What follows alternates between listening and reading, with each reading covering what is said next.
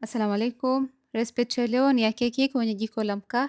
Ni rahisi sana kutengeneza, na kama hauna oven basi unaweza ukatumia hii recipe, kwa sababu nitaonyesha step by step vipi unaweza kutumia jiko la mkaa.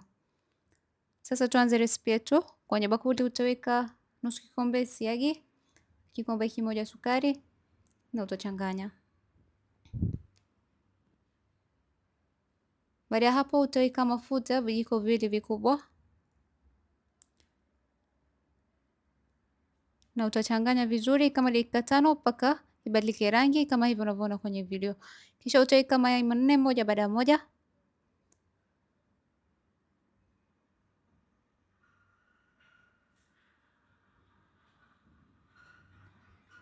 Hakikisha kuwa unachanganya mayai yako vizuri. Kila ukiweka yai moja changanya vizuri, kisha ndio uweke yai la pili.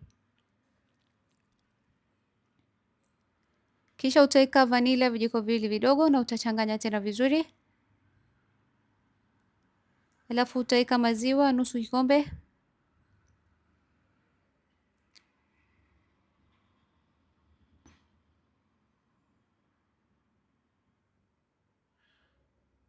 Baada ya hapo utaweka unga ngano vikombe viwili na baking powder kijiko kimoja kikubwa.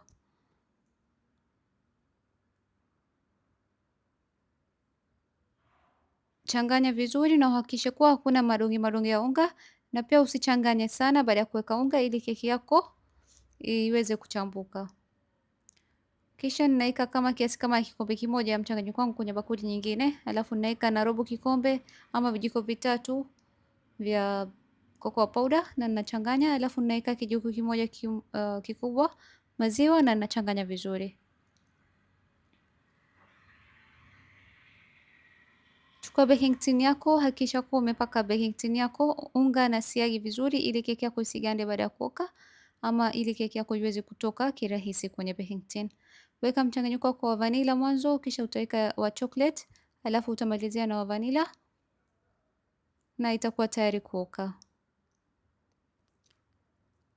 Jiko langu kama mnavyoona nishaiwasha tayari. Nitachukua makaa nitaweka juu ya kifuniko kama hivi mnavyoona kwenye video, na makaa nyingine nitaweka chini kwenye jiko.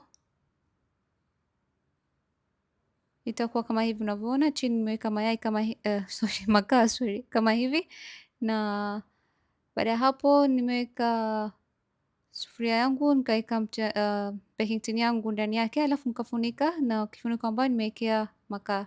Na kama kifuniko yako ni nyepesi, basi utatumia vifuniko viwili ili keki yako isichomeke kwa juu. Kisha ikishaiva itakuwa kama hivi, na kuweka kijiti katikati itakuwa yatoka safi.